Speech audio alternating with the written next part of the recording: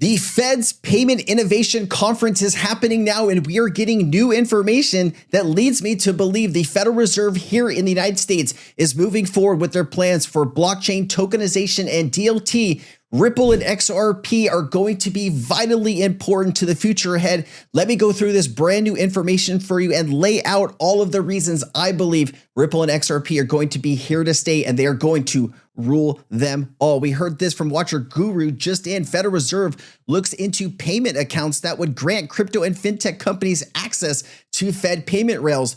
Ripple's getting their national banking license. What do you think that is going to do? That's going to basically connect them directly into the Fed using XRP. Let's go ahead and play this brand new clip, ladies and gentlemen. Good morning. All right. Well, thank you, Susan. Let's go. Good morning to everyone. It's my pleasure to welcome you to the Federal Reserve Board for our first Payments Innovation Conference. My objective in creating this conference is twofold. First, I wanted to have a conference that focused on the new technologies that had come from the DeFi and crypto worlds and how they are entering into the mainstream payments ecosystem. My goal is to have a vibrant discussion about payments between traditional payment incumbents and the new entrants from the DeFi world. Second, I wanted to send a message that this is a new era for the Federal Reserve in payments. The DeFi industry is not viewed with suspicion or scorn. Rather, today, you are welcome to the conversation on the future of payments in the United States and on our home field, something that would have been unimaginable a few years ago.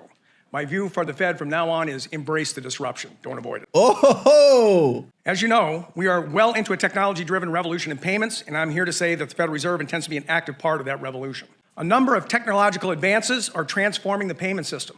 Stablecoins and tokenized assets, making use of distributed ledger technology. The rapid adoption of artificial intelligence AI, and increasingly the convergence between these innovations and the traditional financial ecosystem. This includes the institutions and infrastructure that our economy has long depended on to operate a safe and efficient payment system. And yes, this also includes the Federal Reserve. The revolution in transforming payments is demanding change everywhere. And I will say more in a moment about some new ideas that the Federal Reserve is studying to support those innovations. I have spoken before of what I see as the two broad models of payments innovation in our market economy. The first is private sector-driven innovation. Most innovation comes from the private sector, which is motivated and best positioned to allocate resources and take risk with new technologies. The second model is when public sector entities, such as the Fed, build platforms and provide services that enable the private sector to more readily and rapidly expand new services to its customers. Really quickly, so the government usually is bad at creating technology. So they go to the private sector, which is Ripple, right? Companies like Ripple and Circle and those type of things to use their technology, to adopt their technology, to roll it out. This is why I believe that Ripple could create a version of Ripple that gifted to the US government, to the Fed, and that could be America's new payment rails, and everyone would be connected into the XRP ledger. They can have private ledgers. They can do whatever they want. If there is a technology here in America that could fit everything that these people are talking about, tokenization, DeFi, connecting TradFi, you have to have all of the partnerships, the BNY Mellons, the BlackRocks, the VanEck, right? That's what Ripple has. You don't have another blockchain infrastructure company that has that level of partnerships. So you start to wonder, they're at the top here in the United States. The United States is moving towards blockchain infrastructure. I think it's kind of obvious, isn't it? This should be done rarely and in limited circumstances where it addresses a specific market need. The posture of public institutions, including the Federal Reserve, should be to acknowledge and embrace private sector innovation that can improve the payment system while preserving its safety and stability, which are as essential to the new generation of innovators as they are to legacy institutions. Now let me pull back a moment and remind everyone how we got here. Since nearly its founding, the Federal Reserve System has worked to facilitate payment and settlement system efficiency alongside the private sector.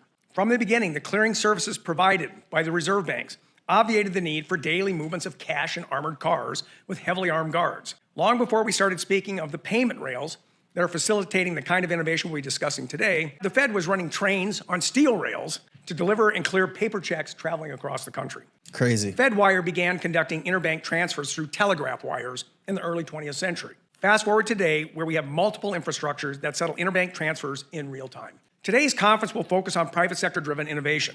We have assembled 100 private sector innovators who are leveraging cutting-edge technology to create new possibilities in the payments landscape. Our panelists are engaging in integrating traditional financial payment rails with distributed ledgers, developing new products and services in the digital asset ecosystem, and leveraging AI in the payment system. It's worth noting that the firms engaged in these activities include banks, asset managers, retail payment firms, technology companies, as well as crypto-native fintechs. This is an acknowledgement that distributed ledgers and crypto assets are no longer on the fringes, but are increasingly woven into the fabric of the payment and financial system. There you go, ladies and gentlemen. It cannot be clear. The Federal Reserve is now telling you that crypto, blockchain, tokenization is intertwined into the new payment rails. Like, this is what we've been waiting for. Confirmation, right? Because everyone tells us we're crazy, it's never going to happen. Now you have the Federal Reserve basically telling you the future is DLT. Gotta love that. All right, and then here you go. Ripple is ready. These are all real world use cases beginning to unfold as Ripple effect takes off. So you have G Treasury, you have SBI, Valor, Chipper. This is what's happening. Valor and Chipper here are in Africa. And then, of course, SBI here in Japan, DBS, Franklin Templeton. You have Securitized, BlackRock, Vanek, BBVA, Pioneering Innovation. And then you have this new African banking giant, ABSA, which I believe they have about $200 billion assets under management.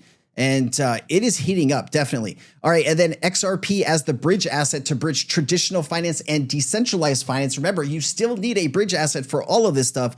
Treasury management, collateral, cross-border payments, lending, liquidity management, and of course over here in decentralized finance, you have stablecoins, reserve currencies, real-world assets, decentralized exchanges, and lending protocols. It's getting spicy. The Federal Reserve can integrate with Ripple. Regulatory bodies like the Federal Reserve will continue to set and enforce regulatory standards. Messaging standards like SWIFT can be easily integrated into Ripple as well. Shoot. And then there was this clip from, I think this is last year, but it speaks to what we're talking about here, the US Federal Reserve integrating something like XRP and Ripple. People say, how can you trust, the Fed to do the bookkeeping? I mean, like I said, my response is, well, you don't expect the Fed to kind of steal your money. I mean, if the Fed can print all the money at once, it's not going to mess around.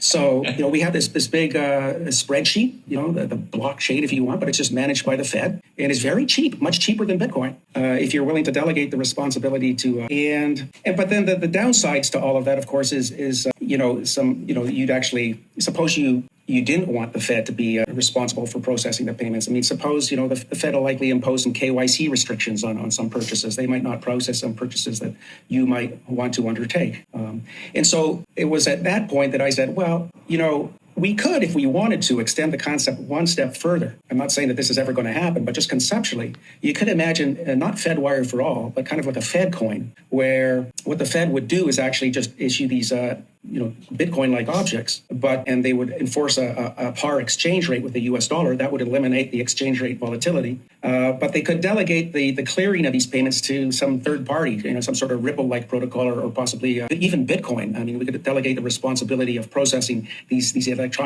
payments to the miners. And the idea there would be, Okay, really quickly, Ripple, XRP, or Bitcoin, right? Bitcoin doesn't have any of the things the banks need. KYC, compliance, right? Digital identity, like none of it. Ripple XRP has everything built in already. So what do you think they're going to choose? Bitcoin, where they don't know who the creator is? That anytime the Satoshi wallet could be unlocked and wreak havoc across the whole entire network, that a country like China could start mining and control 51% and control the whole network? Do you think they're going to go down that route? Or are they going to trust innovation, blockchain infrastructure company here in America that has ties all over the world, that is already interconnected to 90% of the FX market? Ladies and gentlemen, you are incredibly intelligent. You can see what's going on here. They are telling you what is about to happen without directly telling you. All right. Let's continue. CEO BNY Mellon Treasury Services Businesses outlines the differences between tokenized deposits and stablecoins.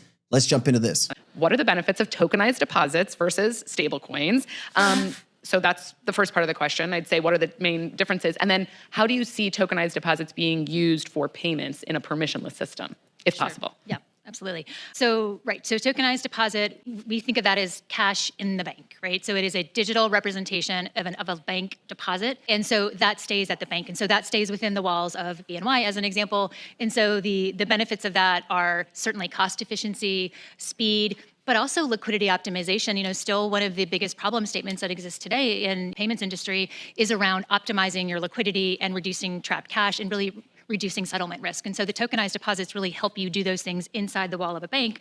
But then you have a stablecoin. So stablecoin is, think of that as cash outside the bank. It is backed by some form of collateral, cash, T-bills, what have you, but that can traverse across multiple chains and multiple systems. So we would see that existing alongside other forms of fiat and other forms of existing currency today. So there's a number of use cases. I think both are equally important, but they do different things. Really quickly, let me just let you listen to this one more time because she kind of lays it out for you here. Ready? That are certainly cost efficiency, speed, but also liquidity optimization. Liquidity optimization. What else? Still one of the biggest problem statements that exists today in the payments industry is around optimizing your liquidity and optimizing your liquidity, reducing trapped cash and really reducing trapped cash. Nostro Vostro. What do you think Ripple solves? Getting rid of Nostro Vostro. They've been telling this for years. They can replace the SWIFT system, get rid of all this trapped cash, start to utilize your liquidity. That's everything that Ripple's been building. I also wanted to get into this here. So what does Ripple and XRP have to do with tokenization deposits? I just want to give you a little bit more context here.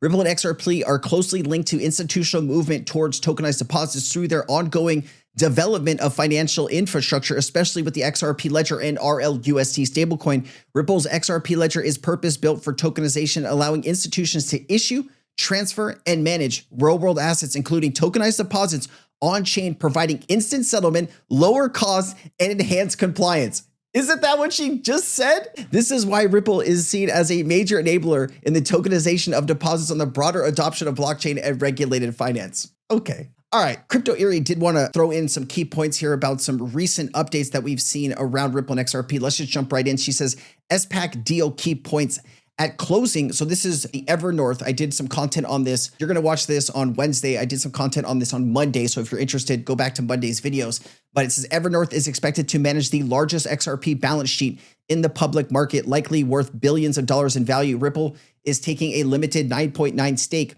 to stay under the SEC ownership radar. The big picture, Armada 2 is merging with Pathfinder Digital Assets LLC, a new entity backed by Ripple and Evernorth, to create a freshly formed Delaware entity seated with XRP and cash contributions. As the public entity, the ticker will be XRP on NASDAQ. It's initially being funded by investment commitments from Ripple, SBI Holdings, Chris Larsen, Pantera, Kraken, and others. It's structured as a tax-efficient SPAC deal with closing eyed for Q1 2026 pending approvals. If additional investors are allowed in before closing, as the 8K permits via further pipe raises, the S3 will reflect the expanded total, including more names and a higher share count. So other companies and institutions can join them here. This could grow to multiple billions is what I'm hearing here. Bonus for XRP bulls. Subscribers get extra shares if XRP price rises before closing, turning volatility into free equity. Should the price drop, there's no downside clawback. International expansion, Japan, South Korea are identified as key targets with 18 and 26% of global trading volume, respectively. And so here is going to be who's kind of managing all of this and who's going to be responsible. We did go over this in detail just a day ago. Ripple, and then Smoke says, yes, Ripple sits on the Federal Reserve Faster Payments Task Force. I should have had this earlier. I do apologize. I rearranged the video last second. Sorry about that. And then here is some connections here with Evernorth. This is kind of like a branch tree of how everybody is interconnected. If you're wondering how this all looks, here is a great representation. Actually, let me go ahead and start this because they did a great job about putting all of this together. And so, who's here from Ripple, Evernorth, institutional, who's the investors, advancing XRP ecosystem, a lot of really great information here. And there's a lot of information being put out. If you want me to do more content on Evernorth, please let me know down in the comment section. Say, Sensei, make more content on this, and I will do that. I didn't want to spend too much time since we did talk about this in length already. But guys, a lot of really incredible things are happening. Make the connections, do the research, understand where we are about to head with all of this, plan accordingly, and let's hold on and go to the moon, baby. I'm excited. So much good news. I'll see you later. Peace. Nothing in this video should be taken as financial advice. This is for entertainment purposes only. I am not a financial advisor. Please seek financial advice if you need it. Let's get back to the video.